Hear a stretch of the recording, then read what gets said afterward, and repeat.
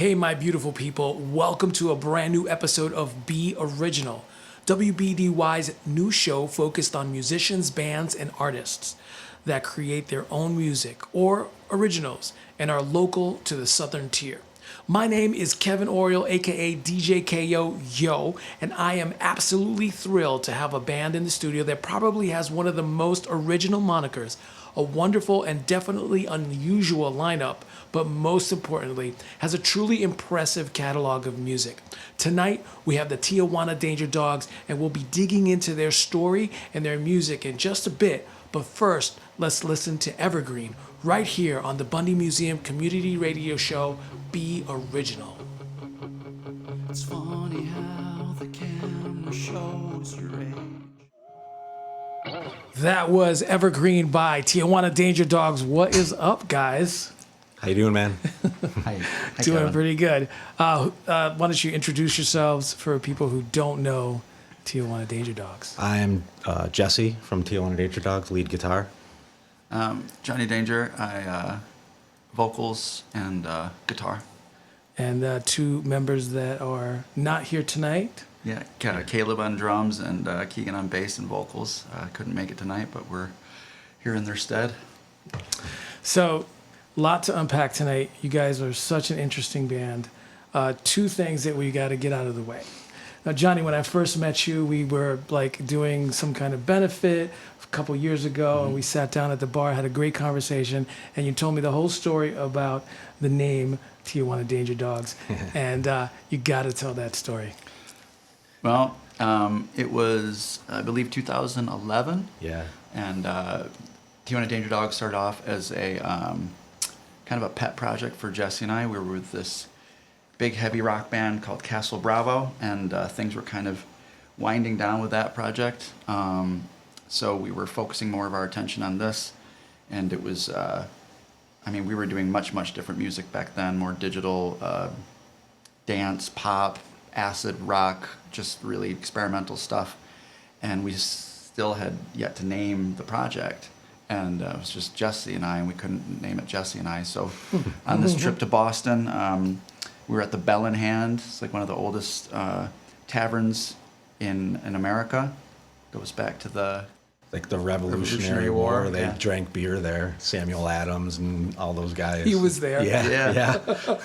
And it was a really cool spot. And we were there. We were in town. We went and saw a Red Sox game, and so we're at this bar and go get some drinks and some lunch. And Jesse orders this unbelievable hot dog. It's like called the Tijuana Danger Dog, just loaded with bacon and hot dog wrapped in bacon with hot sauce and jalapenos and like everything you could imagine, onions and just loaded, and it just looked like a really bad dietary decision to make.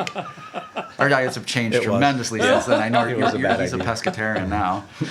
So the next morning, let's fast forward, we had to check out at 11, and it was a long night, not surprising, and Jesse was kind of held up in the bathroom for quite some time, and we weren't going to make the checkout time. He said, "Hey, we got to get going.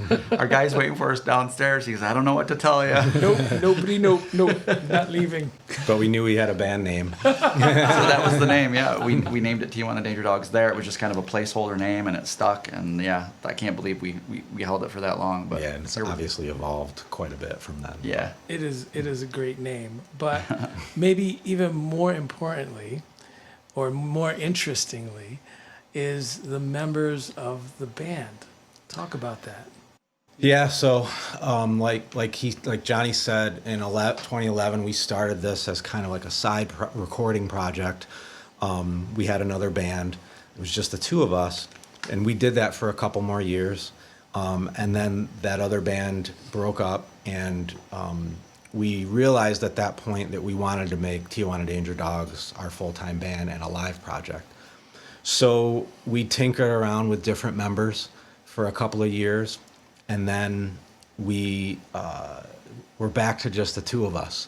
And we did a year of a two-man band, and we probably played more shows in that year than we ever have played any other year. And it was a lot of fun. We got really good at what we were doing. We were writing a lot of original songs, playing covers that we liked. We're having a good time. We got to the end of that year, though, and it felt like it was time for something different. And we happened to have our two oldest children, Keegan and Caleb, were 16 and 17 at the time. They were both musicians. And we said, maybe we should give the boys a shot. And I remember we had gigs already booked into the next year. We had them sit down, sit in on a practice, just to see how it would go. And it went, I think better than we expected right out of the gate, because you're taking a risk there, like that either one or both of them maybe doesn't quite cut it, and you've got to break it to them. Sure. But they both definitely cut it, and it was November that they first practiced with us. In January, we had a gig booked. They played half that gig with us. We did half the gigs, just the two of us. And then from that point forward, they were, full members. We played every show, as a four-piece. And that would have been 2016? Well, yeah, we started with the boys 2016 in the fall and the rehearsals, and that first show was January 2017. And yeah, I mean, like, Keegan was They're junior and at the senior in time, high yeah. school playing like gigs with their dads at clubs and stuff. Like it was pretty wild. And yeah, and we thankfully Jesse and I both started adulthood pretty young, and we had the boys in our early 20s, so there's not this massive age gap, and we kind of liked some of the same music, so we kind of focused on that, and they really, obviously followed our lead at that point, and it's been, it's going to be 7 years this January, and you can imagine how much you evolve, how much you change from 16 or 17 to 24, 25 years old. They're grown men now, and they're accomplished musicians. Keegan's got his own musical entity. He records under his own name and has his own following and his own, and they create with us now, and he's a a major songwriter in the band now, and we have 3 songwriters in the band, and it's just, I'm just shocked that we were just thinking, okay, we're gonna just enjoy this as long as we can, because at any moment they could just say hey, I'm moving to California, or I'm sick of doing this. You don't know. I remember being that age, and you just kind of go where the wind blows, and now, and we've consistently stayed with it, and it's just been, it's been amazing. We've worked with some great musicians in the past before, but this level of songwriting and development as musicians and as a band, and putting together a show, and it's really satisfying and rewarding to have made it this far with these guys, and it's great. There's the dad and the son side, and there's the bandmates. It's a really cool dissection of both. It works. And like you said, they're really accomplished musicians. The drumming on it is fantastic, and of course you share vocals. So yeah, it's me and Keegan. Okay. So that's kind of a good segue to this next song. The first year or two, they were kind of coming into their own, and then after that point, they became kind of, from a live perspective, the centerpieces. And this next song, "Boyfriend," was the first single. We released it at the beginning of 2020. Keegan had written the song. We recorded it as a band, and then released that, and that kind of started this new era for us, and really kind of featured his songwriting. It's become one of our more popular live songs. Well, that is a great segue to the song "Boyfriend." This is WBDY Be Original and Danger Dogs' "Boyfriend." Check it out. So shout out to Keegan and Caleb on that track. We were talking on the while the music was going, that you've seen their development. Now you guys have been around for a long time. You've been a lot of bands, played with a lot of musicians. Talk about their growth and how the live show has changed a little bit from when you started. It's changed tremendously. When we first started, especially having gone through that year I believe that was 2016. We had a booking agent, Holly Dagger. She was amazing. She set us up with a ton of shows. It was easy to split gig money 2 ways. I remember enjoying that quite a bit. But like Jesse had mentioned before, it got pretty exhausting doing everything ourselves. And so at first they just kind of added to what we were doing as a 2-man band, right? It was 4-piece, but like we were taking the lead, and I was center stage. For this isn't on television, but I had a spinal cord injury in 2010. Didn't die, so that was good. Came back, rehab. There was no guarantee I was ever going to walk again, but thankfully, I did. I walk with a cane, but on stage, like, I stand and I stand. Like, there's not a ton to look at. That's why, like, You stand and you rock. right. I mean, my hair's become a feature of the show. Like, I can whip that around, but And did you lose some weight? Like, you kind of transformed. Yeah. There's been quite a lot of changes for me Yeah. physically and all that. But like, still, I'm not going to be David Lee Roth, center stage, who's one of my idols actually. And our Lisa Marie O'Brien, she helps with promo and merch and management and just really consulting on the band. And we were kind of just shooting the breeze about stuff, and told her, Jesse and I were thinking about making a change to having Keegan move to center stage. He sings, he plays bass, makes sense. Jesse and I are the older dudes. We both play guitar. I play in a different tuning than he does, and just kind of all made sense. It's like, all right, we'll try it.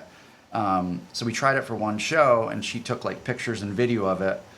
And I remember seeing it after the fact and showing to Jesse, and we were just like, oh, this is what we're doing. Like, this makes so much more sense. So when you look at us now, you got the 2 old trees on the outside with the guitar amps, and dead center, you got these young, energetic dudes with the bass in the middle and the drums, and it's just more visually pleasing, and sonically it makes way more sense. So yeah, it was we were off and running at that point, and like, all right, let's go, let's do this all the way. Yeah, I mean, that was the beginning of them kind of taking center stage, especially from a live perspective. Keegan's got all the energy in the world. Caleb's a big heavy hitter, and when we play longer shows, we always feature a drum solo. Cool. And so I think that was that Boyfriend release show was like the beginning of that, the beginning of 2020, which was kind of an interesting year. Obviously, that was the pandemic year. Right. And so that was when we released a number of singles that year, because we weren't playing shows. I think you went either way. Like, either you were super productive, or you just got into a funk. So you guys were productive. So we recorded music. It was Boyfriend, Time Machine, and then Druggy, and we shot videos for Time Machine, and then shot a video for Druggy. We're lucky to be able to work with a video director. He went to film school. His name's Paul Bellado. We've been working with him since the Castle Bravo days. That band started in 2006. And we were shooting videos with him and Castle Bravo. And when that split, and there was like some time, between that project and Tijuana Danger Dogs, we reconnected with him and made a video for Druggy. And it's really intense. You can see it. It's our most viewed video on YouTube. It's really just very impactful, stark imagery. It says a lot without being obvious. Like, you can just kind of tell what the video and the subject matter is about. But he just such an amazing job. It was one of those. It's a great looking video. Thank you. I mean, it's right up there with any other like national, band or artist. It's great. He's definitely pro. And what was interesting about that video shoot is, normally when we shoot with Paul, he lives in LA, but he comes back and visits family out here, and we usually try to squeeze in a video.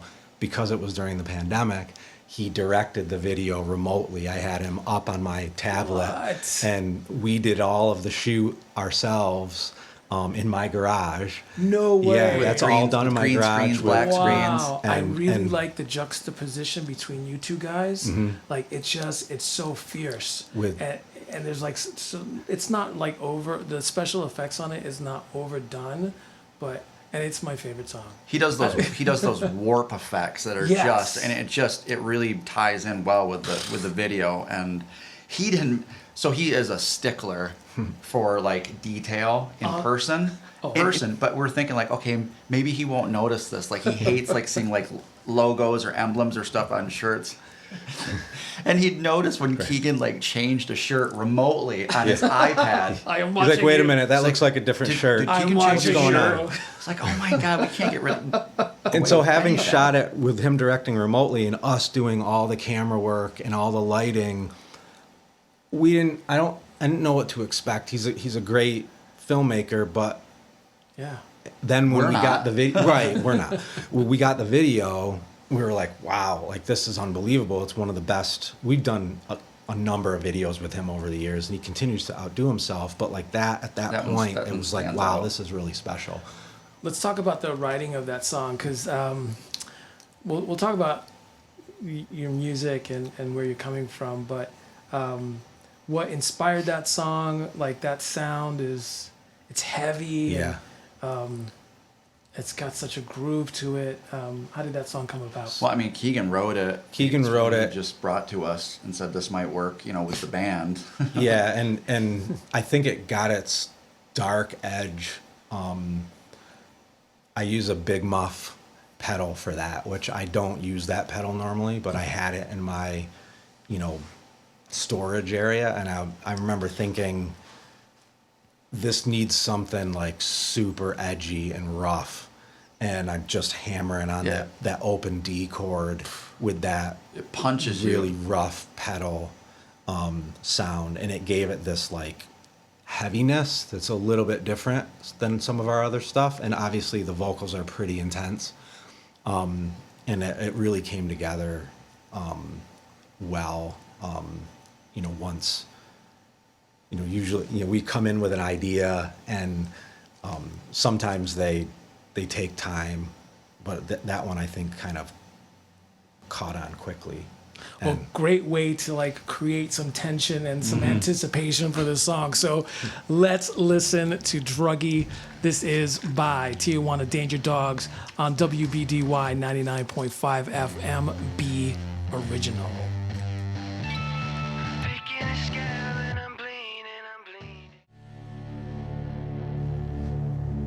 All right, my beautiful people, if you're just joining us, we are in the studio with Tijuana Danger Dogs, and that was Druggy, my favorite track. So you have some different sounds, even though it's a Tijuana Danger Dogs song because of the vocals, because of the rawness, the instrumentation, but you have different songs and different sounds within your sound, if that makes sense.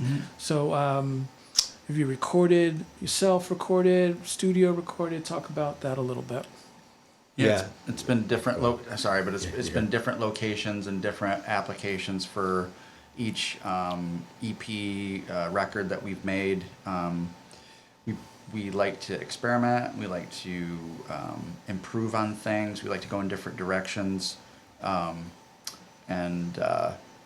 so we used to self-record everything. We did everything DIY, but found some limitations there. It's always the drums when you're recording live.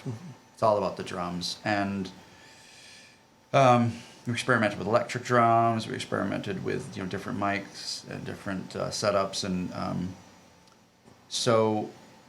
like for you just played Druggy and Boyfriend, we actually farmed out some mixing and mastering with Jack Bridenstine. And Jack Bastard. Jack Bastard, good friend of ours, and just really love the results. Time Machine from that record is one of my favorite choruses of all time that we've ever done. And we, you can tell them about the New Vine experience.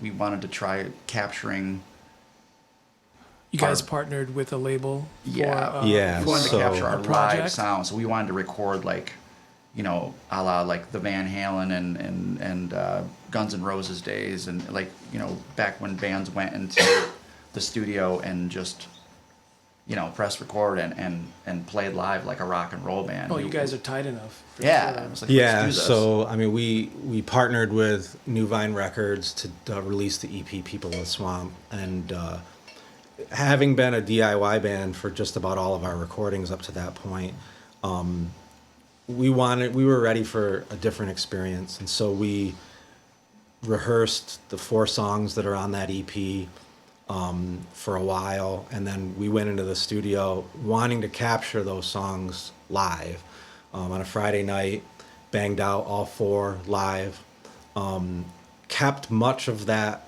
you know, much of what you hear on that EP is the live recordings from that Friday night. The lead guitars and the vocals were overdubbed over the next 2 days, but you know, we pretty much recorded those 4 songs Friday, Saturday, Sunday, and then that record was, you know, produced by the band as well as John Carter, who was kind of instrumental in, you know, pushing our sound to that level, especially like the drums are big on that record, you know, which, you know, we learned a lot from that experience as well.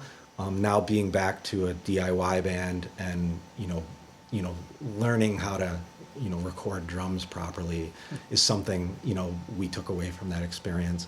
In addition to it was just really fun. It's fun to have somebody else kind of pressing the buttons, moving the mics around. We were just plugging our instruments in and, you know, letting it rip, Yeah. which is what Just we do best. focusing Having the personal mixer right next to you, so you could adjust exactly what you were hearing in your ears. It was like, all right, this is nice. This is like, Fancy. yeah, it was like the difference between staying at a Motel 6 or like, you know, like Four Seasons. Four Seasons. It was like, all right, this is more like it. And, you know, taking breaks to go, you know, get something to eat or like get something to drink, and like, and just going in, and like, there's nothing quite like,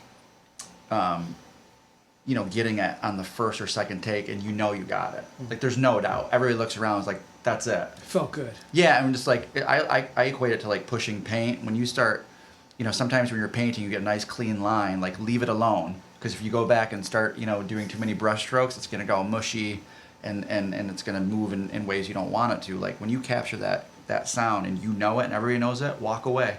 There's no reason to like try to perfect perfection. Like, you did it. Like, you captured something real, and that album I'm really, really proud of. There's some things that we added in Apnea. I mean, we're not gonna play that song, but like, in the studio we decided to like add this. He had this gorgeous Martin acoustic guitar up on a wall. We picked that up, and Jesse started doing this thing on a capo. Is And apnea on that? yeah, it's on Yeah. People of the Swamp as well. That's definitely a departure for. It is, and it's That's got a the Keegan piano. song. It's got the yeah, and then piano, too. Hannah Ruddle. Ruddle, she added the piano parts. Just gorgeous. I played the tambourine, and I do the backing vocals on that lucky one. you. Yeah, I still play tambourine on that song live and do the backing vocals. Keegan wrote that song, and it's a departure song, but it fits right in. It's got a great move and a groove. I'm surprised that he wrote it because, and I don't know Keegan, but it's very Beatlesque. It kind is. of. He had Right? that song for a while. Like, that was a song early on during the band. We were playing that, and then we kind of set it aside for a while, and we were getting ready to pick the 4 songs for that EP. And he, you know, we brought that one back, and you know, while we like, you know, Johnny said, while we were in the studio, it kind of took on a life of its own, and it came out amazing, and it's back in the live show. That's very. So I'll do the very cool. segue this time. We had songs prepared. I think we were settled on. There might have been a fourth, another fourth that we were. I'm not recalling right now. But we were about to head into the studio, and I was like, hey, I've got this new song, this new song. And that's the one thing about this band having now. It used to be like, you know, I was the primary songwriter, and then Keegan would occasionally add a song. Occasionally Jesse would like add music for a song. But it was like the load started to get distributed more evenly as the years went on with songwriting. But somebody's always got something new in this band. So we could have like an EP or a record ready to go, and we call them our A pluses. Like, these are definitely going on the record, and we don't get butthurt about songs. Like, if somebody brings in a song and we play around with it and we give it an honest try and it's not working, it's not like, but I love that song. It's like, it doesn't matter, dude. Like, you all know when it's gonna work or you don't. We don't even have to say it. Like, we just end up like we just stop playing it. There's no arguments. There's no nothing. It's like, you know when it's the right song. You guys have such a unique connection. Right? Yeah. I mean, and I gotta say, before we go into the next song, that what I feel when I listen to your music is, yeah, there's great songwriting. Yeah, there's awesome melody and vocals and the chorus comes in, but there's this kind of energy that you guys have, you know, like this. I don't even know how to describe it. I call it healthy anger, and it's like it's like this positive, like, cathartic thing. We're all going through this journey together. We're building something. It almost feels like likened to like the family business, but like, if you own a grocery store, it's hard to get like super emotional about it. I mean, maybe you do. We actually have a close friend of ours that does own a grocery store. I think he's pretty emotional about it sometimes. But anyway, we had these songs picked out for People of the Swamp, and I messaged the guys in our group text. It's like, I got this new one, and it's a no doubter. I have to show it to you. And meaning, like, when somebody says it's a no doubter, pretty, you're kind of letting your stuff hang out there, but it's like you're basically saying, like, there's no way you guys aren't gonna love this song. So this was a new song? This was the newest thing heading into the recording. We had. So you were already going into the recording, and you say, "Hey guys, yeah, I got this." And it's called Never Say Never, and I just, it was just one of those like songs. I picked up the acoustic guitar. It had this dirty, F to G sharp riff, and it had like this swing da da da da da da da da, and once I hit on the chorus and the lyrics, like, time was on your side when you were young, soon it all runs out and you're dead and gone, it was like, oh man, like, this is like such a great story to tell, like, about all these things going on in your life. Like, never say never. Like, I did this, I did that, but I'm never going back to this. Well, you might find yourself back in that situation. And then there was like the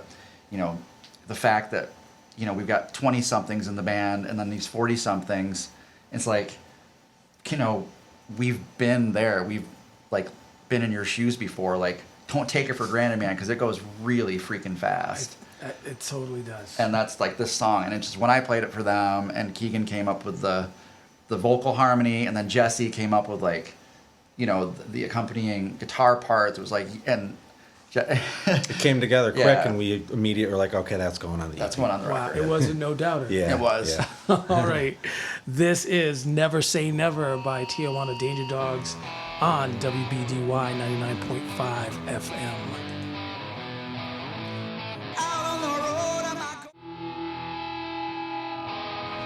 That was Never Say Never by Tijuana Danger Dogs on WBDY 99.5 FM. Be original.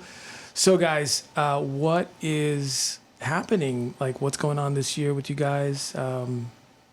Releasing records, shows. Give us the skinny. So we've had a pretty busy year from a live perspective. We got to play some pretty cool shows, probably highlighted by the New York State Fair. We got picked to perform there this year, which was a really great experience.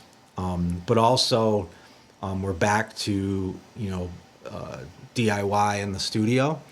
And we are planning on releasing an EP in 2024, early 2024. Nice.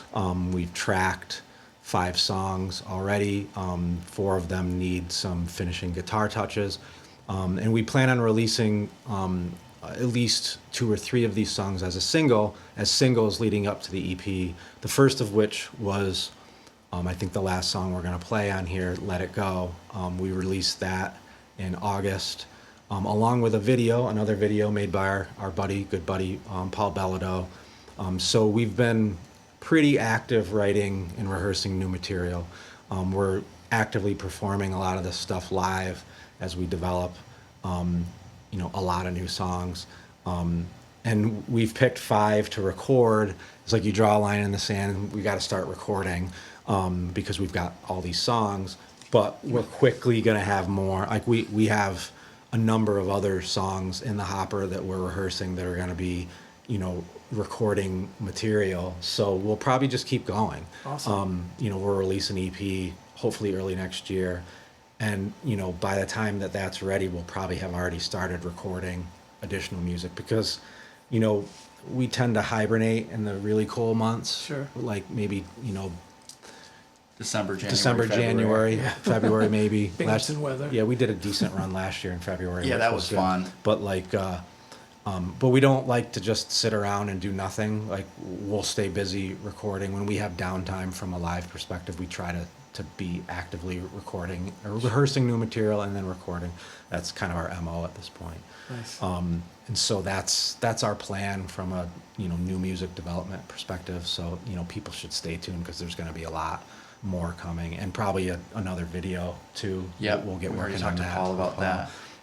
We're gonna scratch the live itch one more time. Yeah, I for was the just next about to couple of ask, weeks. when are you playing? What's going on? November 25th, we are playing with Labonte Yeah. and Alyssa Bergiota. Funny story, Phil McGovern from Labonte actually was a member of Tijuana Danger Dogs for a few months while we were trying to reorg and figure out what we wanted to do before Jesse and I went on a Jack Kerouac Discover Ourselves tour. Just the two of us. We apologize. Cooper Castelline was the drummer. He was amazing. But we just needed to find our identity. So that was when we did that year of just him and I doing a two-man show, and then the boys joined the band after that. But so there's really good vibes with us and Labonte. I don't know if you ever heard them play before. I haven't, but They're wonderful. I'm gonna check them out at your show. Yeah, right on. Saturday. So that's And- November 25th, Atomic Toms. 7 o'clock at Atomic Toms this Saturday. And then, for our listeners, sorry, we're gonna have them on next week. yeah. They're coming on to the show. So. Oh, Oh, sweet. nice. Yeah, Yeah. they're great guys. Great music. And then the following week, we're actually playing at Bundy Fest. Yes. Save the Bundy. We're playing right here at the Bundy December 2nd. We're scheduled to play at around 3 p.m. But the show starts at noon with bands and runs right through to 8 o'clock. So if anybody's listening and wants to come down and check out some great bands and help save this wonderful institution, you guys got to come down and support the community. This is an important place. Yeah, you can also donate to patreon.com/WBDY. Become a member, and it allows you to listen to this show and all the other shows, and also you're helping out to keep the Bundy open. Yep. Yeah.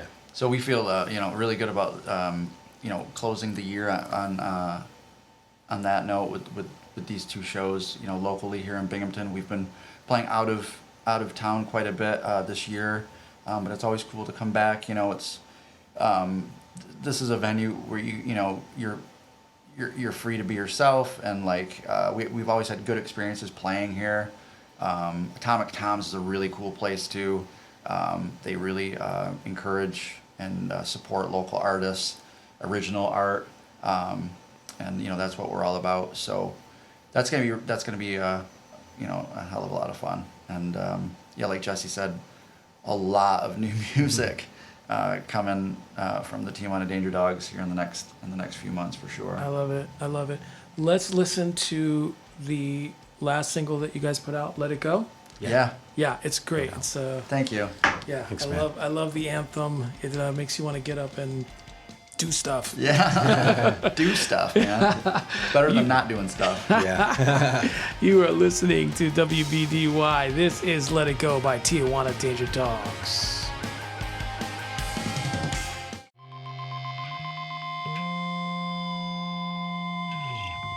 All right, that was the Tijuana Danger Dogs. "Let It Go." So it is hard to ignore you guys because you have great social media. Like, who does all your photos and your Instagram and like your artwork? I mean, it's top. It's choice. Thanks. I tend to lead the social media campaign, Good and job. we have some. Thank you. We have some amazing photographers that work with us. Margot Hibbard and Blue Collar Loki, so yeah. I mean, like, good images make good content, and then having Paul, help us with video. I'll use I just try to use like good content And you write a couple of good songs. thanks. Yeah. It's like kind of it's a balance, right? Like you don't want to like be too up in everybody's face, but you also need to stay sort of like current and keep your fans up to date. And like, it's really I wouldn't call it like a necessary evil. It's just a necessary tool to communicate with your fan base. Yeah. And it's made a difference, right? Like we've seen a tremendous amount of growth impact like the audiences that come to our shows, through social media. And so yeah, that part of it's positive, and like connecting with fans is always nice. So yeah, thank you. So someone who hasn't seen the Danger Dogs, they're listening right now and they're like, you know what, I'm going to go out and check these guys out. What can they expect? They can expect like some serious volume. We tend to be pretty voluminous. There's a lot of good energy that we like to radiate from the stage. Like we always say, if we're not having a good time, the audience isn't going to have a good time. Like we don't have pyrotechnics. We don't have like explosions. We have or Keegan. He's he's a pyrotechnic. We have like two young studs that are in this band that really give us a lot of energy, and good sound is what we're always striving for. Like we just want to like really push those songs out like as intensely as we possibly can. So you're gonna see us sweat a lot, and we're gonna like try our hardest to entertain. We like to think the our songs. original music, which most of our set list at this point is going to be original stuff, is pretty diverse. Even though it's one band, same musicians, we tend to, and I think the listeners probably could tell that by the songs we picked for the show today. We have some straight up pop songs. We have some heavier songs. We got some songs with a little reggae flair in them now. Just all kinds of different stuff. And I think that's what we're all about, with a few tasty covers thrown in. A lot of people probably know we did a Nirvana tribute. We performed that a couple of times over the last few years, just a full night of Nirvana. So we tend to sprinkle in a Nirvana song or two at every show, just because we love playing them. Yeah. And that was kind of something that we became known for locally. For doing those tributes. Yeah, no slag to like cover bands. There's like tons of them around this area, but like we like to focus on our originals. But like when you're playing we play everything from 3-hour shows, 2-hour shows, 1-hour shows. I mean, if you come to see a 1-hour show, you might see like one cover. If you see a 2-hour show, you might see 3 or 4 covers. If you see a 3-hour show, you're going to see probably 10 or more covers because that's a long. You break it up a little bit. Yeah, but people like they love hearing. They're like adults aren't much different than children, right? Like children like to watch the same movies over and over again. They like what they're familiar with. They like what they're comfortable with. But we have a rule in this band, like unless the 4 of us all love a cover song, we're not going to cover it. That's awesome. So like we at least play cover songs that we love. We don't feel like we're day jobbing it up there. Yeah. Yeah, that goes back to the feel of the whole band. Mm-hmm. Yeah. So your socials, let's hear them.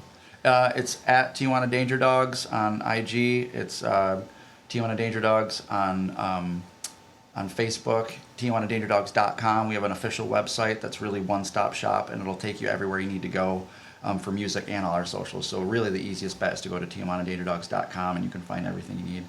Well, I want to thank you guys so much for coming down. It has been a pleasure to have you here. Thanks for having us. Can't wait to check you guys out on Saturday, November 25th at Atomic Times with Labonte and Alyssa Brigiota. Yeah, don't want to forget her. Yeah. And anyway, hey, thanks for listening. You've been on the Be Original show, WBDY 99.5 FM, Binghamton.